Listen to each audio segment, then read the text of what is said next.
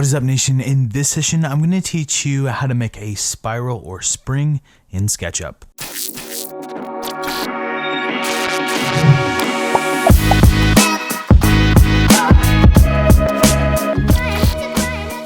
I saw this tutorial by Kenny Studio that they make a spiral, but unfortunately they don't have any audio. It's all text, and sometimes I know that can be hard to read, but his tutorial is awesome. Mine is going to be based off of that, so there's going to be a link to his video down below so that you can check it out. I've had people steal my content and not give me any credit for it, so I don't want to just take his idea because this is really cool and I want to share it with you guys. But you know, check out his video. I don't know exactly what he's doing on his channel, but if you like what he's doing and you like this, you know, subscribe to him. So the first thing you need to do to create this is make a circle. So right now I have this set to 4 sides. We're going to use 24. I'm going to use the origin here. I'm going to lock my center point to that. And then I'm going to use the red axis here. You want to make sure that you're drawing your radius along that. You can choose whatever you want. I'm just going to randomly pick one. Delete the middle here. And then I think one thing that he might be using, Kenny might be using an older version of SketchUp. This is SketchUp 2008. So what you have to do here is explode the curve. Now, what you're going to do, you can see that the way that SketchUp works is that it makes everything in segments. So a circle has a certain amount of sides. So you saw we changed it to 24.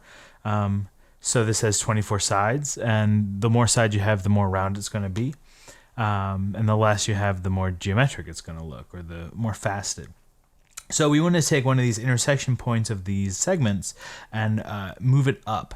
So you can see I'm on the blue axis there. If you want to be sure, you can always press the up arrow on your keyboard, and that will lock you in the vertical or blue axis. So I'm going to do that. Really, this angle could be anything. The shallower the angle is that you pick, the shorter your spiral will be. But you can always change that afterwards by using the stretch tool, and I'll show you how to do that.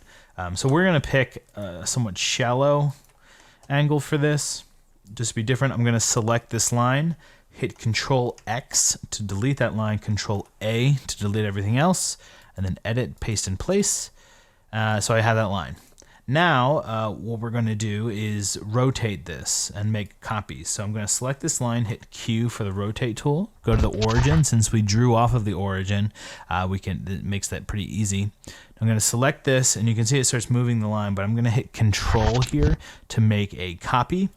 And because we have 24 sides and a circle is 360 degrees, we're going to divide 360 degrees by 24, which will give you 15. So we're going to choose angle 15.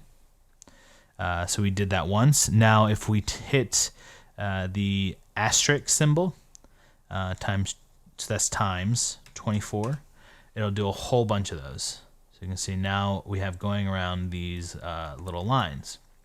This is essentially the spiral. Now I'm going to select all of these going from left to right. That'll select everything within that box. Hit M to move, and then Control when I go to move that to make a copy. And you can see that I moved that up. Now if I hit times again, let's say 24, I can get a whole bunch of these. Now you can see there's like a ton of spirals here, but if you double click on any of these lines,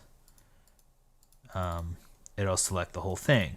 You can see it's in segments, which is kind of annoying. Let's just say I want one of these. So you have a whole bunch of them now, but I'm just going to double click on this, hit Control X like we did before, Control A to select everything, delete, paste, paste in place. So now I have that single spiral. Now you can take this and you can hit S to scale, and you can make it more springy or less springy. One other tip that I think would be helpful for this is that because it is segmented, what I've done is I've installed a plugin called Weld. You can get it on the extension warehouse. It's free. It's by Smustard. So you just select all these lines. Where is it? Extension. Go to extensions. Once you have it installed, go to Weld. And you can see now I have one line. So when I go to use the follow me tool along any of this, I only have to select one thing, and I don't have to select everything. It just makes it a little bit easier for me. So Now I'm going to draw a circle. I'm choosing the arrow keys to draw in on a particular plane. I'm going to select my path, choose the follow me tool, select the shape that I want to go about here, and you can see we're good. If you wanted to go back, let's say I wanted more, you can always do that. Just choose your top line. Now, one thing, you want to go straight vertically. You don't want to offset anything like this, or it's not going to work. So, let's do a whole bunch.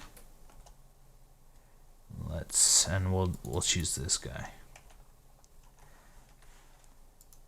Paste in place, circle.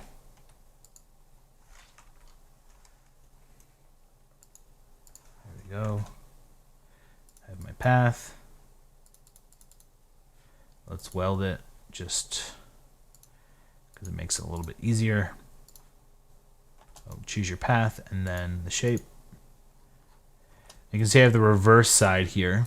If you right click and do reverse faces, it'll give you the white side.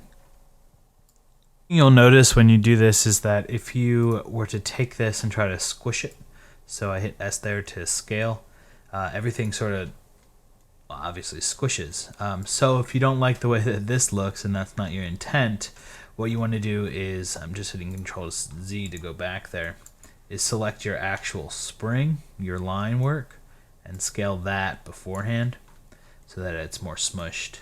And then select your circle or select your path, follow me, and then your line, and you can see you get a much more squished spring or whatever spiral. So hopefully this helped. If you like this video, please don't forget to like, subscribe, and share this video with your friends. Make sure to check out Kenny Studio's channel, and as always, happy hacking. All right, designers, just because this episode of Designer Hacks is over doesn't mean we're leaving you out in the cold. Tony's got tons of great content available at designerhacks.com. So join Design Nation right now, and we'll see you on the next episode of Designer Hacks.